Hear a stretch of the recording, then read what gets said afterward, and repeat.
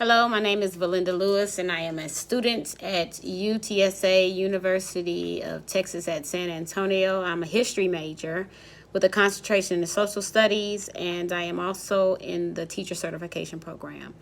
I will be doing interviews in regards to COVID-19 for my history U.S. Mexico class, where my professor is Professor Gonzalez. The interviews I will be conducting is my husband, A.C. Lewis, and my daughter, Aaliyah Lewis. If you don't mind, A.C., introduce yourself and tell us what you do. Well, my name is Anthony Lewis. I am a husband, father. I'm a barbershop owner and operator, and also I serve the community as a pastor as well. Good. Aaliyah, tell us who you are and. Okay. I'm Aaliyah. I'm 18, and I'm a senior in high school. Those are All right. So a few things that I want to ask, and I won't take much of your time, but I want to start with AC. I'll start with you, AC, and I want you to tell.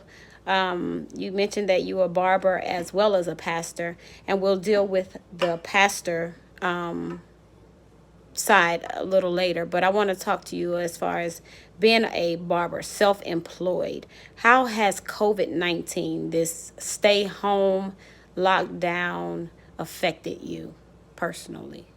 Personally, well, personally, it honestly got me some away time from my clientele and from my workers.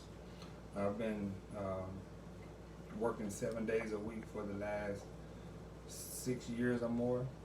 So with 6 years as a 6 days a week as a barber, and for the last 6 years or more, and it got me some time away. But financially, as a sole proprietor business, as linear income, the only way that you make money really as a barber or is when you cut hair.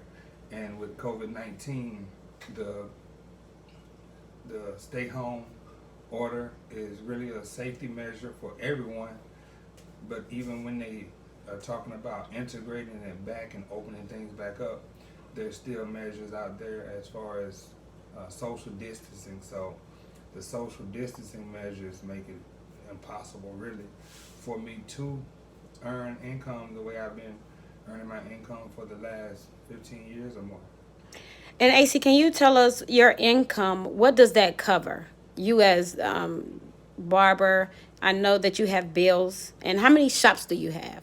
I have three locations, one in Killeen, Texas, which is a building I'm buying, and I rent two locations, one in Live Oak, Texas, and one in San Antonio, Texas. So with everything that's to pay for, really, the building itself, which is either the mortgage or slash rent, electricity, you have internet, you have cable service, you have water, you have trash, you have all those things that have to be paid for.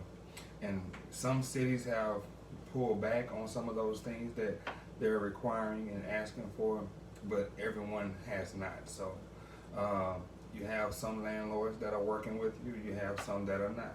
And so it's different. You don't know what to expect in a time like this right now. So Okay, so when you talk about landlords pulling back, are they pulling back for this time and you have to make up those finances, or are they going ahead and just doing away with those finances for this time? well, one has made one of my locations, they did a deferred payment, a deferred rent for, like, for instance, April.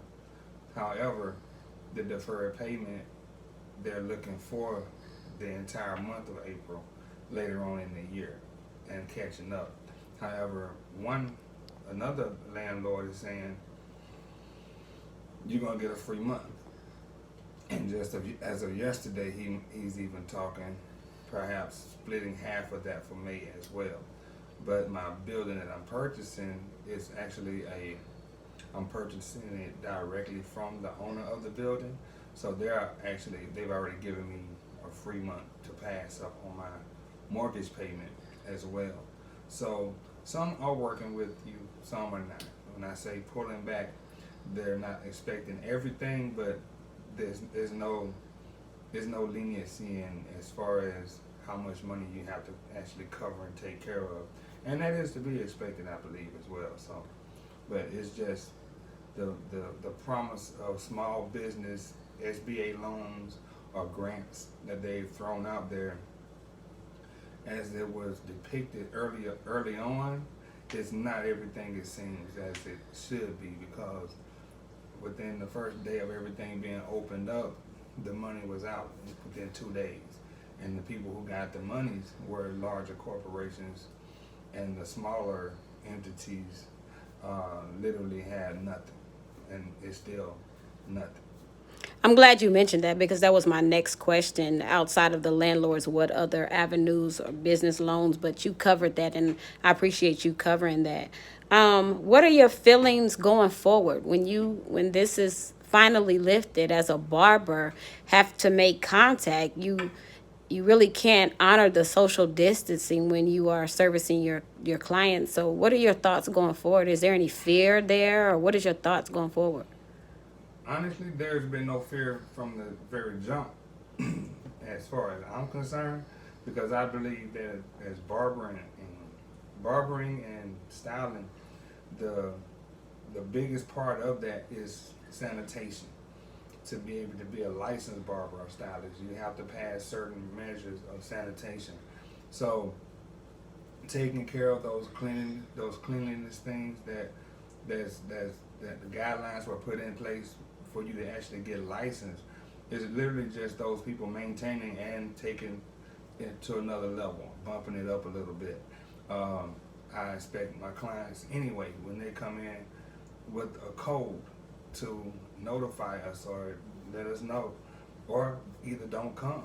But even now, measures going forward, you have to do temperatures checks at the door, hand sanitizing when you walk in the door, limited conversations, and also even like a lot of people like coming to barbershops and salons to get the scoop, find out what's going on. There's no such thing as that going forward because of social distancing. And so I believe some clients will actually appreciate the one-on-one time that they get with their stylist a little bit more, versus being in a room full of people, or just congregating people that came in at 9 o'clock and it's 3 in the afternoon and they're still sitting in the barbershop. So that's definitely something that's not going to be happening moving forward. So I hope that answered your question. Yes, that did, and I'm glad that you mentioned that. I wanted to ask, and I'm gonna move on to Aaliyah in a minute. I'm gonna come back to you, but I wanted to ask, because you talked about measures put in place for your clients, as far as hand sanitizer, checking temperatures at the door, different things like that. Maybe even requiring some to wear a mask if needed. What happens, or what are your plans if one of your barbers or your stylists or even yourself have symptoms of sickness or cough?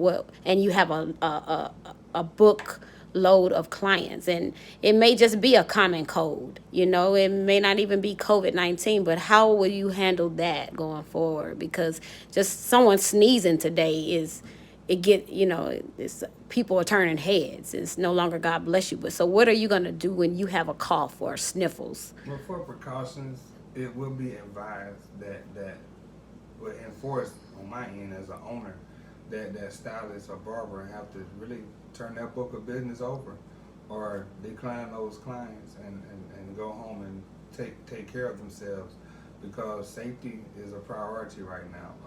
A life is much more valuable than a 30-minute hair appointment. So that's the advice going forward, even with myself as well. I hate telling my people no. However, but even in this time frame, I just actually went through a list of text messages of people like really trying to come to my home, wanting me to come to their home to do services. But even right now, just those measures alone, without it just being a safety violation, it's also a executive order from the government, and so with an executive order, it's 180 days in jail or a fine from $1,000 to $2,000, and it's just not worth it. And so the fine, I believe, is out there to enforce us not to do it, but it's a practical thing as well. So I think it's we had a conference call a couple of weeks back about not being selfish in this time as far as our styling and thinking about our so-called bills.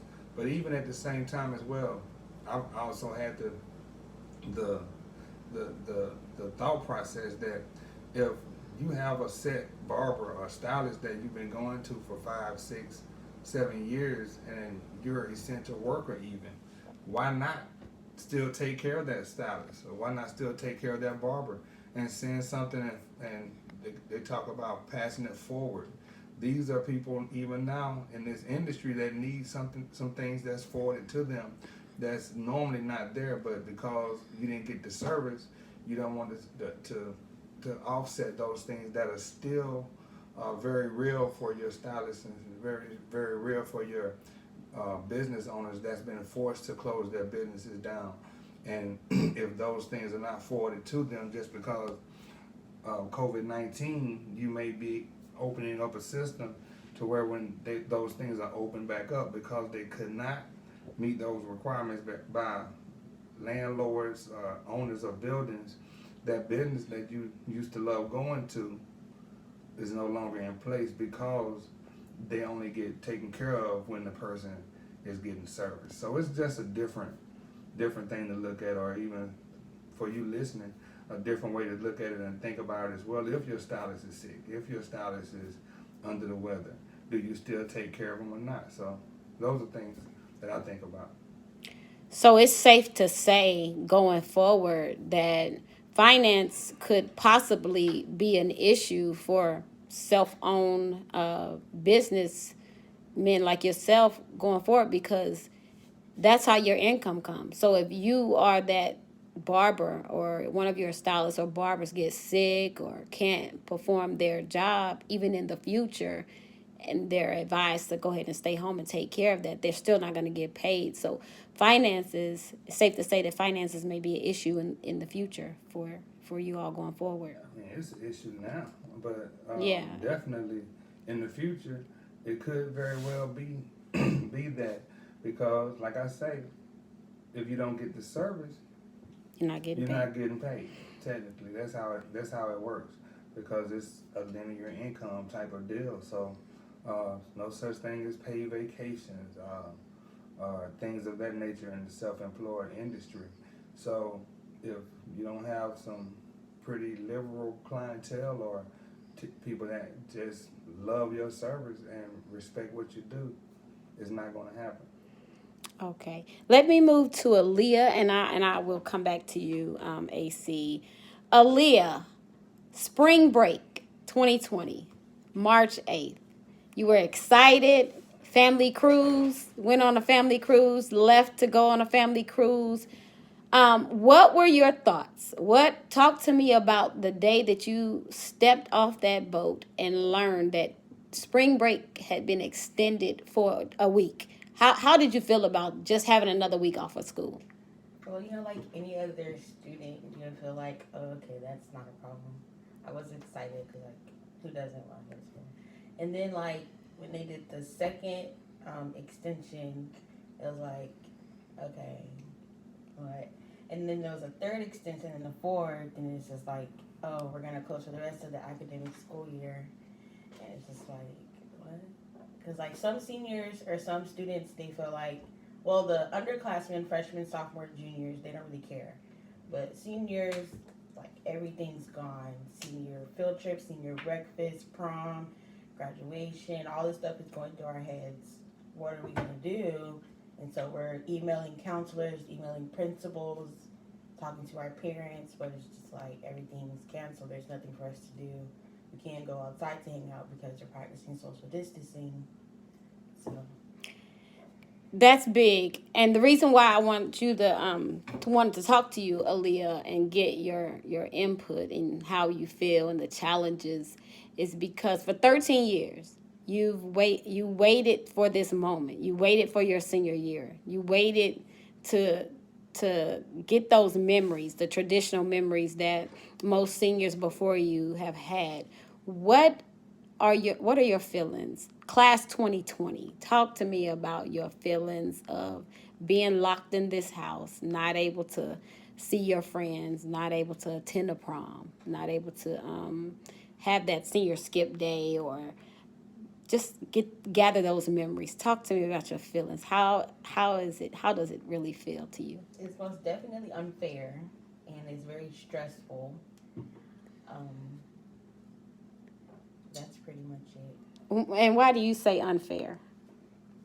Because though it's just not our fault, it's just the instructions of the government and what we have to do to keep safe. It's just not fair for us because like they got all of that. Class of 2020 did not, and so that's why I say it's unfair. So how do you think this has affected the community as a whole? Schools being locked down and not children not being able to go to school. I would say it's most definitely a struggle because you have to think about those families who don't have internet access and like the younger ones, kids who are the school age, kindergarten through fifth grade, who like probably don't know how to use computers or like their parents, or people who have older parents or grandparents who don't know how to work computers. And so I feel like it's a struggle for them too, trying to find those internet access to in order to do their work, in order to go on to the next grade level or to graduate. And since you brought that up, let me ask you about your studies and as far as communicating with your teachers. How has it been different? Has it been a challenge, or just to even ask a question, being in a virtual classroom? How has it affected you? Being virtual, it's kind of like delayed because teachers only work from certain hours, and their Google Classrooms or Reminds or Quizlets are only open from certain hours. So you could like send a message like 10 o'clock at night, and they're not gonna get it until their hours open, which is like 7 o'clock in the morning. So you're like waiting. What doubts do you have going forward with education, being that your last few months of school has been online with those challenges? Because you're about to go off to college or wherever you go. What doubts do you have going forward? I don't really have any doubts because I do my schoolwork, I do my online work. So I feel like, and they tell us as long as you do the work, you'll pass. Okay. So with the online, do you have a certain time that you have to do it, or is it at your own pace, just as long as you do it before the school year ends? Um, well, how my teachers do it is everything they give out is on a Monday and it's due the next Monday. So, like throughout that whole week until the next Monday, like throughout that 7 days is when it's due. Okay. And the reason why I asked that, because you're spacing that out in a week time. You say, okay, I have till Monday, I have full 7 days to get it done. So what are your thoughts moving forward into college, and you have an assignment that you don't have 7 days to do? You're only given 3 days to do or 2 days to do. How do you think that will affect your study habits, or just completing the assignments in the future? I feel like that would be tough because who knows when we will be able to go back to school. And what I'm wondering is, will I have to start college remotely and like not know exactly what I'm doing because I'm kind of a hands-on learner, so I need someone in front of me to help me do stuff. And so sometimes teachers they have the Zoom classes for Q&As. That's somewhat helpful, but not really. Okay. Talk to me about family. Any changes in your family? How has it been locked in the house 24/7? I go crazy because though I'm still in school, I'm not really allowed to go out. until I graduate, or until I'm 21. And I'm not really allowed downstairs until like 4 or 5 o'clock because, my mom, she's doing her schoolwork, so I want to make sure she's doing what she has to do. And so that's pretty much it. All right. Well, I'm gonna go back to AC, and you mentioned that you are also a pastor. How has COVID-19, stay-at-home order, social distancing affected your ministry? Well, it's taken us out of the four walls even more. So, and we as pastors teach that the church should always go out. We are the church, and so I guess to say that out of the four walls is the fourth thing now, for those who would just always invite people to the building per se, but ministries actually, I believe, gotten stronger as far as the communication with the membership, and also the leadership team is pulling together just a tad bit more. But you definitely miss the feel of being able to hug your members, to be able to see your little ones when they come up after church or before service, to get that hug from pastor, or to go do visits with those persons that's sick and shut in, the elderly as well. It's a different atmosphere right now because of this situation that we're in with COVID-19. So definitely a vast difference with the church world. How are you conducting your services? Right now there's a limitation of 50, no more than 50 per building, I believe it is right now. But we've kind of kept it to the minimum of 10, no more than 10. And what we normally do is we do a Zoom for our Bible study. We do a Zoom for our Sunday school classes, as well as conference calls as well for both of those services. And then on the Sunday morning service, we have our praise and worship team, and they'll do 15-20 minutes of worship, set the atmosphere, and we'll jump right into the word. So we have some of those things that's been cut out, and so I guess about 45 minutes to an hour, you can say our services are done, but we actually go to the building so our people can just know that some of us are actually still coming out, occupying the space that we're taking care of on a monthly basis as well. Okay. If you don't mind, Pastor Lewis, explain to us what Zoom is, just for the video. Zoom is something I'm newly introduced to, and I guess it's a Zoom. It's a video conference where you can see faces, you can see interaction, it's almost like a FaceTime, I would guess, but it's zooming all your participants in, where you can put a slideshow up, they can see the lesson plan as well, and just follow along with you. But honestly, I was against it. However, I must say that since we've been using it, it's a very good tool, I believe, to use.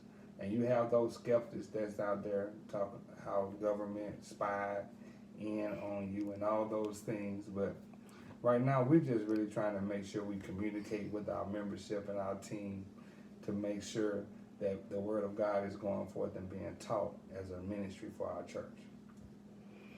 Okay, thank you, Pastor Lewis, for that. Aaliyah, I'm going to go back to you, and then I'm going to close it up, unless y'all have anything else to add. But I wanted to ask Leah, what changes you see in your life following this, the things that you had to adapt and overcome? Actually, before you even answer that, I want to talk about any events or anything that you're involved in, as far as jobs, any extra curricular activities you were involved in school that have been cut short, and how is that? How are you dealing with that? Well, I am working.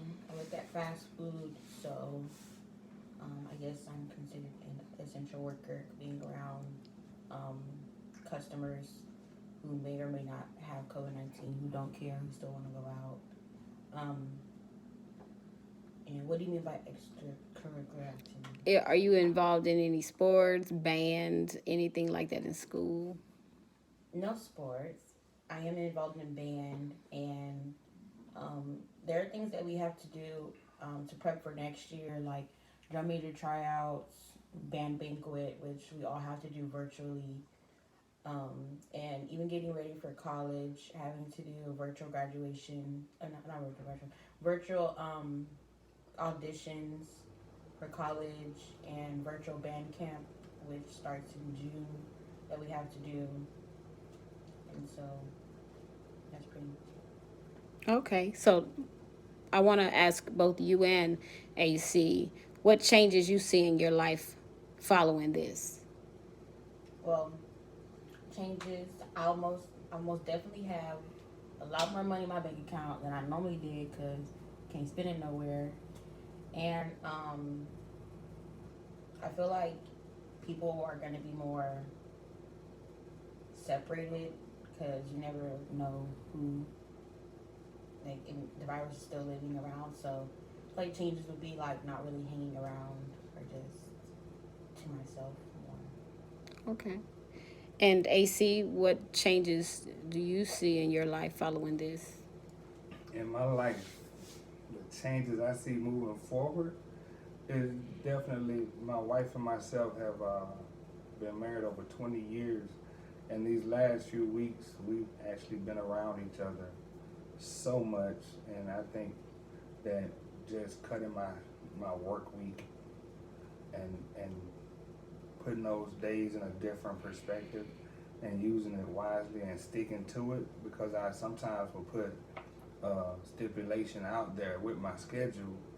However, when the client always call and they feel like there's so much urgency put on it, how bad they need their service, I will sometimes stay over my time that I'm allotted to get off. But I think I'm just gonna stick to my schedule a little bit better so I can spend that quality time with my snookums. Thank you, AC and Aaliyah. Do any of you have anything to add in response to the whole COVID-19, the lockdown, the virus itself? Any fears of catching the virus? Any lost loved ones that you want to talk about? Anything else before we close? One thing I am skeptical of is they did still say we have graduation, but like I don't know. That's just a big risk, like being around all those people, and so that's all. So, for as far as graduation, have they lined out exactly how it would go, or any social distancing, or when is your graduation? It was scheduled to be May 29th, but my district superintendent, he put it from I think June 1st to the 5th. I guess like a 5-day graduation, and I guess he's gonna split it up alphabetically. I'm not sure, but it's only just gonna be me and my parents allowed out to walk the stage with me. I don't think anyone else can come in. Okay. How do you feel about that? Oh, I don't really like it because I want everyone to be there. People are coming out of town to see me walk the stage, but don't really get to see me walk the stage. But my dad, who's also my pastor, is hosting a graduation at my church, which is open to friends and family, so I'm happy about that. Okay. AC, anything that you want to add before we close it out? But let me just add that that people just really turn to God, really, the source of our strength, and He heals, He delivers, He saves, and people really need to know that God is still in the saving business, and so if you're leery or weary about anything as far as what's going on and those things that you cannot control, what you can control is who you put your trust and your confidence in. And as for me and my house, we've chosen to put our confidence in God.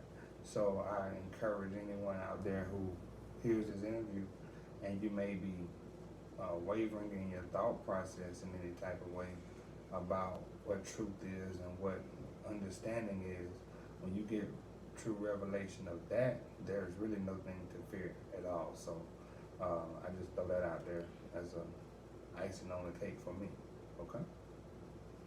Thank you, AC, and it's always good to know that you're sticking to your belief, your faith, even during this difficult time, because some people are discouraged at this moment. So I appreciate that nugget at the end.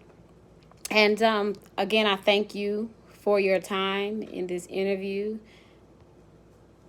This is Valinda Lewis again, UTSA, and the interview is complete.